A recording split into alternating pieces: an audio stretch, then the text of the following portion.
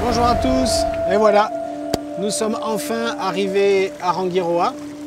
On est arrivé hier soir, après 4h30 de navigation depuis l'atoll de Tikehau.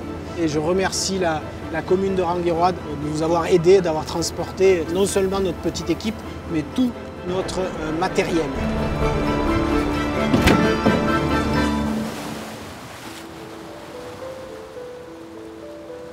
Pour moi, c'est une double émotion. Évidemment, Rangiroa, le plus grand atoll de la Polynésie et le deuxième plus grand atoll du monde.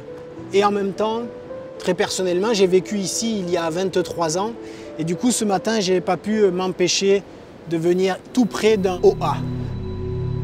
Les oas, ce sont juste des sortes de petites rivières, en quelque sorte, au-dessus du récif, sur le platier, entre deux motus, c'est-à-dire entre deux îlots qui forment la couronne de l'atoll.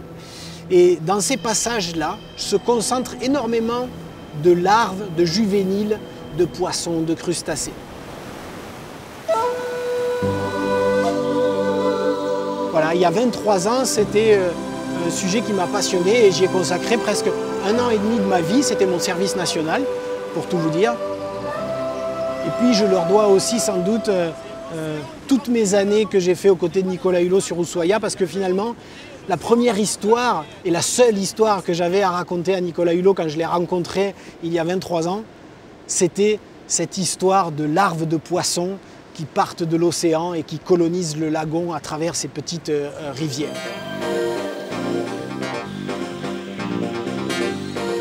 Laurent Balesta a passé 16 mois sur les récifs à pêcher les larves qui bouclent ici leur grand itinéraire pélagique. Tous les soirs, nous allions poser des pièges à larves dans ces oas et tous les matins, nous venions recueillir dans nos pièges des milliers et des milliers de petites larves de poissons. Zanclus cornutus. Lui, il arrive tout droit de l'océan. Il a encore sa longue nageoire océanique. Là. Elle est bien transparente. Voilà. C'était sympa de revenir ici où beaucoup de choses se sont initiées sans que j'imagine tout ce que ça allait permettre d'aventures incroyables tout autour du monde.